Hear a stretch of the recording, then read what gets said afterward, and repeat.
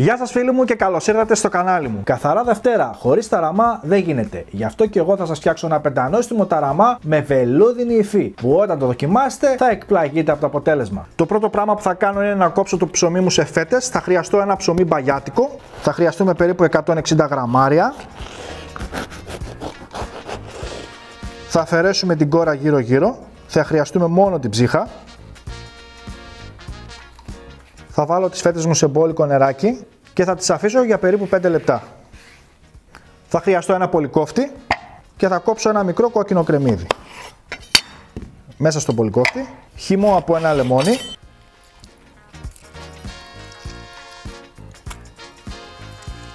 Θα στραγγίξω πάρα πολύ καλά τις φέτες ψωμιού.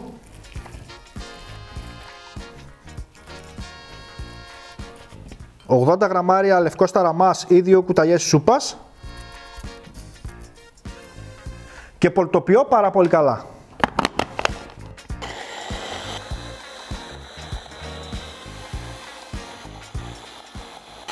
Αφού έχουν πολτοποιηθεί πάρα πολύ καλά τα υλικά μας, τώρα τι θα κάνω? Θα βάλω τη λιπαρή μου ουσία που αποτελείται από 200 γραμμάρια ηλιέλαιο και 50 γραμμάρια ελαιόλαδο. Οπότε τώρα θα το ρίχνω σιγά σιγά και να πω σε αυτό το σημείο ότι είναι 20 κουταλιές σούπας όσοι δεν έχετε ζυγαριά. Οπότε βάζω λίγο και χτυπάω.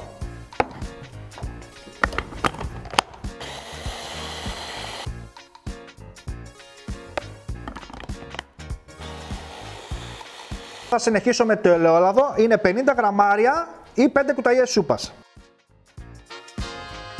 Θα ρίξω και την τελευταία μου δόση. Κοιτάξτε πόσο όγκο έχει πάρει. Έχει αφρατέψει πάρα πολύ. Και η ταραμοσαλάτα μας είναι έτοιμη. Και τώρα πάμε να σερβίρουμε. Πω, εκπληκτική υφή. Κοιτάξτε εδώ. Είναι η καλύτερη ταραμοσαλάτα που θα έχετε φτιάξει. Νομίζω είμαστε καλά. Θέλω να μου γράψετε κάτω στα σχόλια αν θέλετε να φτιάξω συνταγή για λαγάνα, έτσι. Και τέλος θα ρίξω από πάνω λίγο ελαιόλαδο.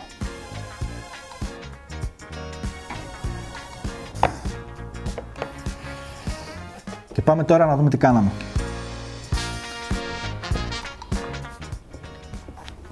Από γεύση είναι φανταστική, έχει βελούδινη υφή και πραγματικά θέλω να τη φτιάξετε.